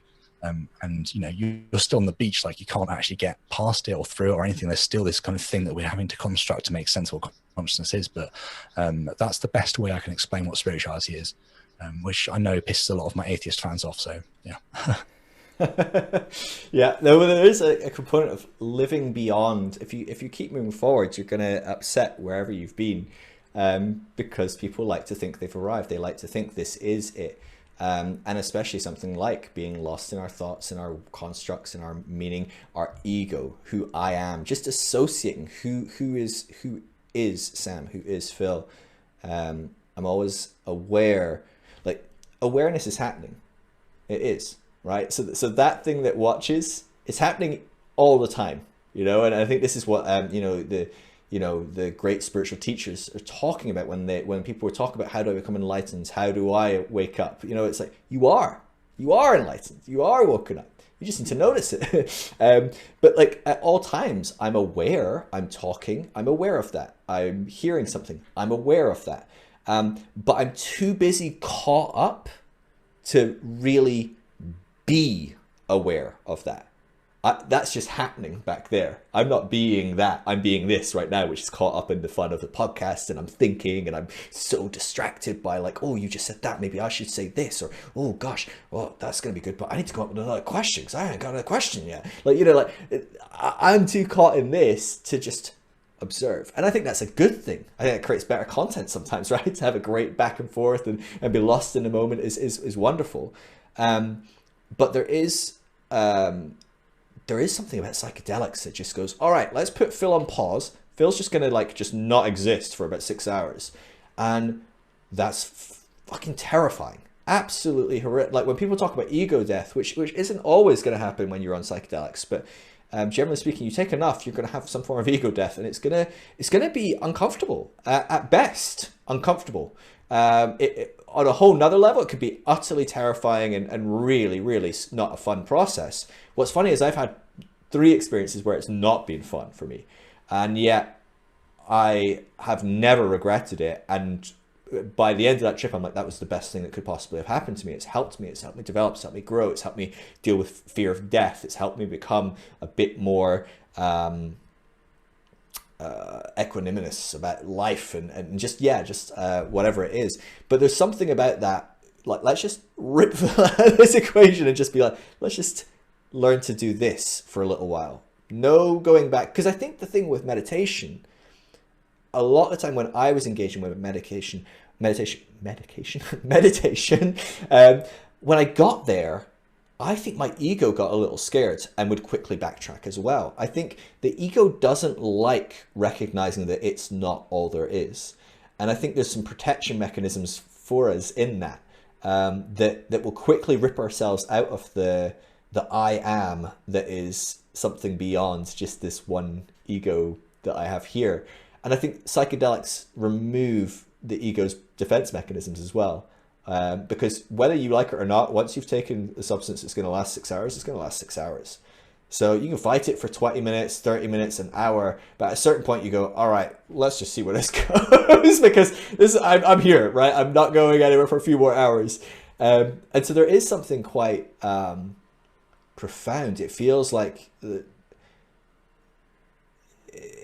like you're just carried away by a wave or something. You very much are just participating in something. You're not steering it, you're not making it happen, you just are watching it go down. People that maybe the more kind of shamanic traditions, and people that do things like ayahuasca and mushrooms in a more kind of shamanic approach, they talk about the mushrooms being our teacher, and the mushrooms taking us where we're going to go. Ayahuasca will lead us, and whether you give, ayahuasca a whole personality and a drive or whatever, or whether that's maybe just some anthropomorphization or whatever, it does feel to be something of that, of a, you let go and allow something take over, that I don't think we are prone to let ourselves do very often, generally speaking. And yet once you've done that, once you have had that experience, it does feel safer to do. It feels, you're more open to go, yeah, I could do that. I could just let go and let things kind of take over. I'm aware we're running out of time, Sam. So this has been really, really fun, really good. And I think we've said things in this that we maybe didn't touch on your podcast, but there's a lot that we talked about on your podcast that goes into a whole nother level of depth as well. And so if people are really loving this, maybe we'll have you back on and we can talk about this even more. But I would encourage people to check out the podcast that I did with you, that may or may not be up by the time this comes out. We'll figure it out. If it's up, it'll be in the show notes. And if it's not, keep an eye out for it. But the link to your podcast will be in the show notes. How can people connect with you? Like, give us some links. Instagram, Twitter, podcast. I'm on everything. So if you search for a podcast called When Belief Dies, so literally on Instagram, Twitter, Facebook, most major podcast apps, the website is whenbeliefdies.com. I'll make sure you've got a link for my link tree so people can find me wherever they're online. Perfect. As well. Yeah, it'd be great to see people over there. But as always, mate, it's just really good to chat stuff through. And I think just to kind of finish on for the listener, I think it's really, really helpful for people to realize that this stuff, when people take drugs, and where we're talking about drugs here, people often think that people are just trying to be naughty or just trying to do something that's a bit rebellious and a bit different and trying to find the next thing. And actually, this really isn't that. Like, if I wanted something rebellious, I'd do cocaine or I'd do something else, which I just completely fuck me over. Like, this isn't a trip in the classic, I'm going to go for a trip with the lads, this will be fun. This is a journey. It's as I've mentioned before, we're not trying to get to a destination trying to feel like I'm feeling really good like we're in the club, like dancing around like E'd up or anything. Like, I'm trying to go on a journey of discovery and actually try and connect more with something that seems to be fundamentally within all of us. And also to say, like, maybe consciousness is just within us, and when we die, that is the end of it. But what this does is, and this is why it's so powerful for depression, which I suffer with, and for people who are kind of are coming to near the end of their lives, so cancer patients, maybe stage 4 cancer patients going through stuff. What this can do is enable people to realize that there is nothing to fear, because when they see themselves, their ego die, they realize it is okay. And that is, for me, the biggest thing that we could possibly be talking about here, is that ability to allow people who are struggling to not struggle in their final moments, which I think is, like, we have to make that become a legal thing, like, surely. So anyway, that's it. And it's, as always, amazing to talk to you. And yeah, I hope we can continue the conversation at a future time, mate. Yeah, absolutely. No, we will. And I'm excited we get to hang out at some point once the UK kind of gets a bit more of its act together and we actually can see other human beings. I had people around the garden last night for the first time in, like, I don't know, like 6 months or something. And I was like, oh my God, this is the best thing ever. Freezing in the garden, but like, it's so good. So yeah, no, I'm so excited to have these conversations in person as well. It's going to be really fun. But yeah, no, I think you're hitting the nail on the head there. And I think if you have reservations about this thing, if you're terrified about it, you've been doing fine so far. Maybe you haven't been doing fine, and maybe this is like opening some doors to going, maybe I should explore some of those things. But there are so many different avenues to explore. It's beyond using psychedelics. Like we mentioned, there's different types of yoga, different meditation things. There's so many great meditation apps, the Waking Up app, Headspace, different things like that are really great ways to engage with it. And so yeah, there's no need to go any direction you don't want to go to explore this. And yeah, it can be a profound experience for those that want to do it. I know for me, it was always a spiritual pursuit. Like I saw it as a tool, much like I would have as a Christian gone, oh, well, yeah, like if I want to really know this, I'm going to have to really study my Bible, or I'm going to have to go to Bible college or something like, with this, when I start to realize, gosh, there's more going on, there's something consciousness, there's awareness. I want to be engaging with that. I want to explore something of what spirituality could look like. I'm like, well, if this isn't a major tool that most religions throughout the world have engaged with in one way, shape, or another at one point in time, that even a lot of prominent atheists are going, yeah, this is a really huge tool, and letting us kind of understand this. I'm like, I'd be crazy not to at least consider this tool and look at it as a tool rather than, like a party drug or something like that. I have no interest in that. I'm too lame. I was so scared to do psychedelics because I'm so lame. I'm like, oh no, I don't like drugs. I'm scared of drugs. I don't even drink much. Like I really don't. I'm not big into drinking or anything that alters one's kind of behavior or anything. I don't like being out of control, which is really funny for someone that takes psychedelics. But yeah, so absolutely, everything we've said, have a pinch of salt with it. But Sam, thank you so much. Just what an amazing journey, so much wisdom in that as well. And so much to resonate with for so many people, I'm sure. And your exploration of consciousness has just been so inspiring and you've got so much to share in that. And I'm excited to see where that continues to take you and continue to talk about that as well, because it's, like you said, it's just an ongoing journey. And so that's wonderful. I appreciate it, mate. Really good to have you on. Thanks, dude. Cheers. All right. Love you, man. Catch you later, yeah? Bye. Peace. If you are deconstructing, there is no reason to do this alone. It can be an incredibly lonely process, but the deconstructionnetwork.com is a free resource to help you find others deconstructing in your local area. If you would like to support what I do, everything I do is for free, from talking to people for hours on end to producing resources and podcasts.